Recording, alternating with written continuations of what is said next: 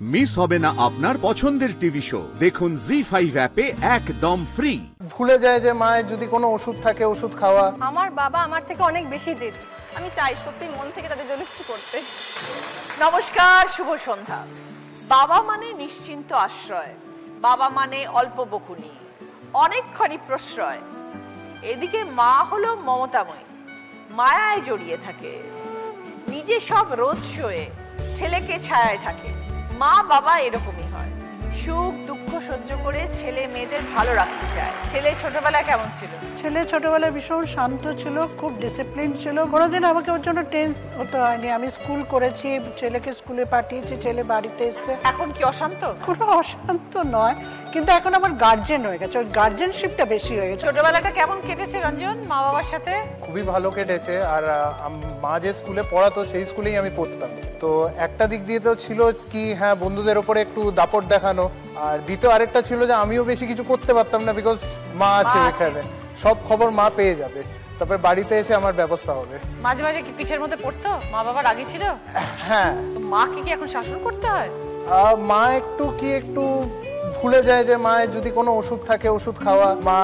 আমাদের একটা time table fixed আছে বাড়িতে, সেইটা যদি কখনো ফলো না হয় তখন একটু মাকে বলি। এই মানে 8:30টার মধ্যে আমাদের ডিনার টেবিলে বসে যেতে হবে। ও সকালবেলায় বেরিয়ে যাবে। তো ভালো হইতো। হ্যাঁ, ডিনারটা ভালো। মানে আমি এখনো পর্যন্ত এই বয়সে আমার কোনো মেডিসিন নেই, কোনো ক্রনিক মেডিসিন নিতে হয় না। আর দাঁতের প্রবলেম হলে ছেলে তো আছে, খুব সুবিধে, সেটা তো ভীষণ। তা আপনি বলেন আপনার অভিযোগ ছেলে বিয়ে করছে না? হ্যাঁ, ছেলে বিয়ে করছে না। আমি বলি, আমি যেখানেই যাই একটু মেয়ে দেখলাম, বিয়ে তো করতেই হবে। এখন আমি বলি বিয়ে কর, বলে মা আরেকটু সময় দাও, এত তাড়াতাড়ি বিয়ে করে আরেকটু এস্টাবলিশ। চেম্বার আছে রঞ্জন? আমি এখন ডিস্ট্রিক্ট হসপিটালে আমি অ্যাজ এ মেডিকেল অফিসার আছি। ওকে। আর এখন একটা নার্সিং কলেজেও আছি আমি অ্যাজ এ এক্সটার্নাল লেকচারার। ওকে। তো কখনো এমন হয়েছে মাকে কখনো এসে বললাম যে মা একটা ক্রিটিক্যাল কেস ছিল, একটা অল্প বয়সী মেয়ের এক্সেসিভ ব্লিডিং হচ্ছিল মুখ থেকে। মা এটা জিজ্ঞেস করলো না যে কি করলি, তারপরে ওটার কি ট্রিটমেন্ট করলি। মা জিজ্ঞেস করলো মেয়েটাকে দেখতে কেমন। এটা দারুণ। ভালো থাকবেন সুপ্রিয়া দি, খুব ভালো লাগলো পরিচয় হয়ে। হ্যাঁ, আমারও খুব ভালো লাগলো। Ranjan, all the best. Thank you. Start.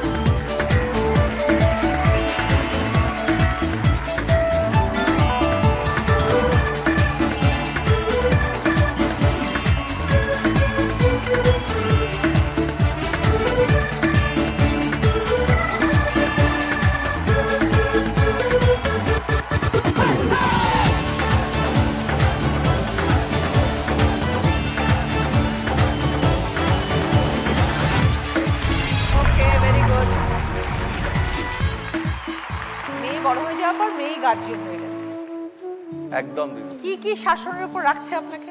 আমি মেয়েকে না কিছু বলে কোথাও বেরোতে, এক পা মানে বাড়ির বাইরে বেরোতে পারি। আর যদি একটু দেরি হয়, যদি 6টায় আসার কথা 6:15 ঢুকি, বাড়িতে এসে ব্যাস কোথায় গেছিলে, কি ব্যাপার না ব্যাপার কৈফিয়ত দিতে হবে, তবে বাড়িতে ঢুকতে পারবো।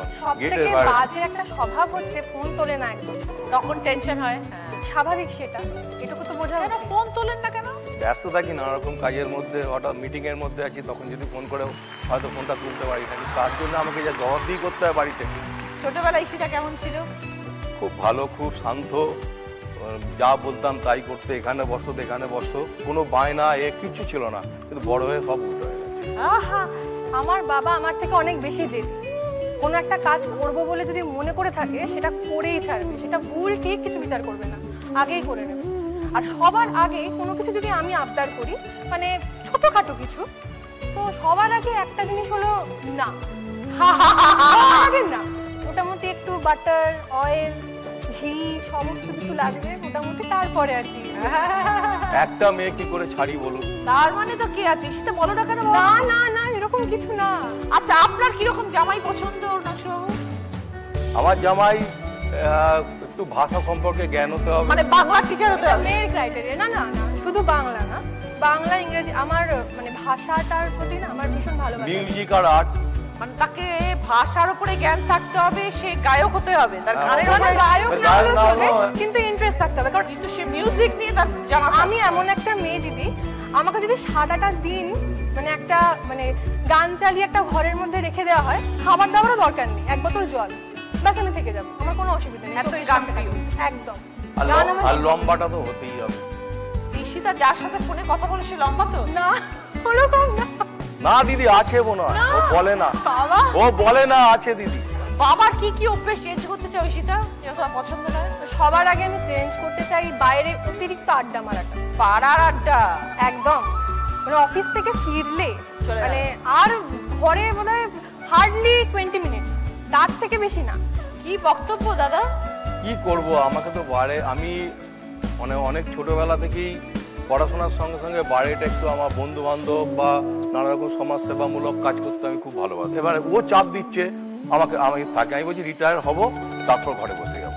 খুব মজার মানুষ দুজনেই। খুব ভালো থেকো Ishita, wish you all the best. Thank you, ভালো থাকবে। Thank you. এবার খেলা শুরু করো। সিগন্যাল সিগন্যাল, হ্যাঁ, কাতলা একবার কাতলা, কাতলা, হ্যাঁ, মেহেন্দি হ্যাঁ, মেহেন্দি, মেহেন্দি, ডান। কি বকাবকি বকাবকি, বকাবকি। হ্যাঁ ডান। তুমি আগে বলো বাবা কেমন? বাবা হচ্ছে আমার একদম টিপিক্যাল 90s ফাদার, মানে জাস্ট লাইক অমরেশ পুরী, মানে প্রচন্ড স্ট্রিক্ট বলছিলাম, যেরকম স্ট্রিক্ট বলতে মানে আমার বন্ধু বান্ধব নিয়ে অ্যাকচুয়ালি আমি একটু ফ্রেন্ডলি মানুষ, কিন্তু বাবার ওটা খুব একটা পছন্দের না যে এত বন্ধু বন্ধু কেন। তবে দিদি আরেকটা কথা, আমার কাছে বাবা মানে ভরসার হাত, তার কারণ যেভাবে বাবা আমাকে মানুষ করেছে সমস্ত সমস্যার মধ্যে দিয়ে। তো ছোটবেলায় কেমন ছিল সুমি? সুমি ছোট থেকে একদম লক্ষ্মী, আমার বাবা রাজলক্ষ্মী নাম লিখেছিল, তা আমি ওকে লক্ষ্মী বলেই রাখি, খুব আদরের। প্রথমে যখনই আমার মেয়ে হয়েছে শুনে আমি খুব আনন্দিত এবং গর্বিত, এবং সেই জন্য আমি চেষ্টা করেছিলাম যে যত কষ্ট হোক আমার, হ্যাঁ, মেয়েকে ছেলেকে মানুষ করব, তাতে যত কষ্ট হোক, যাই হোক আমি একটা ছোটোখাটো ব্যবসা করি। আপনার ব্যবসা? হ্যাঁ হ্যাঁ, ওই ব্যবসাতে যখন নোটবন্দি হয়ে গেল তখন আমি প্রচুর টাকা লস খেয়েছিলাম দিদি। সেই সময় আমার মেয়েকে আমি নার্সিংয়ে ভর্তি করেছি পিজিতে, 17 সালে। এবার আমি চিন্তা করছি যে এই সময় ভর্তি করলাম আর আমার ব্যবসায় লস, তবু যাক ঠাকুর গোবিন্দই চালিয়ে দিয়েছে আমার, হ্যাঁ, মেয়েকে মানুষ করেছি। তারপর মেয়ে যখন চাকরি পেলো তখন বলছে বাবা তুমি ওই চিন্তা করো না, যেটা তোমার লস হয়েছে আমি মেকআপ করে দেবো। সুমি, প্রত্যেক মেয়ের জীবনে বাবা হচ্ছে তার প্রথম হিরো। একদম ছোটবেলা থেকেই বাবাকে দেখেছো, এত কষ্ট করেছেন তোমার জন্য, আজ তুমি চাকরি পেয়েছো, নিজের পায়ে দাঁড়িয়েছো। আমি তো বাবার মেয়ে, আমার জন্য বাবা তো করবেই, এটা তো খুব স্বাভাবিক। আমার বাবাকে দেখেছি সবার জন্য করতে দিদি, আমার বাবার এই কোয়ালিটিটা খুব পছন্দের। আমি জানি না বাবার শিক্ষা কতটা পেয়েছি, আমি চাই যে বাবার এই সমস্যা খুব তাড়াতাড়ি যাতে মিটে যায়। আমার তরফ থেকে আমি চেষ্টা করছি দিদি যতটুকু সম্ভব, আপাতত দেখা যাক ভগবান করেন। সুমি এখন তো বড় হয়ে গেছে, নিজের পায়ে দাঁড়িয়েছে রাজকুমার বাবু, কি ভাবছেন মেয়েকে নিয়ে? মেয়েকে নিয়ে বিয়ের চিন্তাধারা করছি, কিন্তু মেয়ে বলছে যে না এখন 2 বছর থামো বাবা। আমি চাই সত্যি মন থেকে তাদের জন্য কিছু করতে।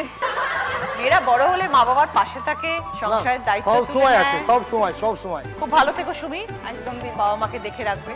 কেমন করে কথা বলো, পাশাপাশি মাছ আছে, শুনতে যদি চাও তবে আসতে হবে একটু কাছে।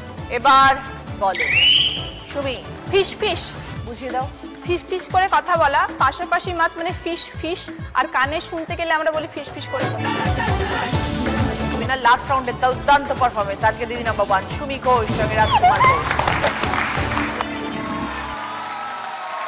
জি5 ডাউনলোড করুন আর সব এপিসোড দেখুন একদম ফ্রি।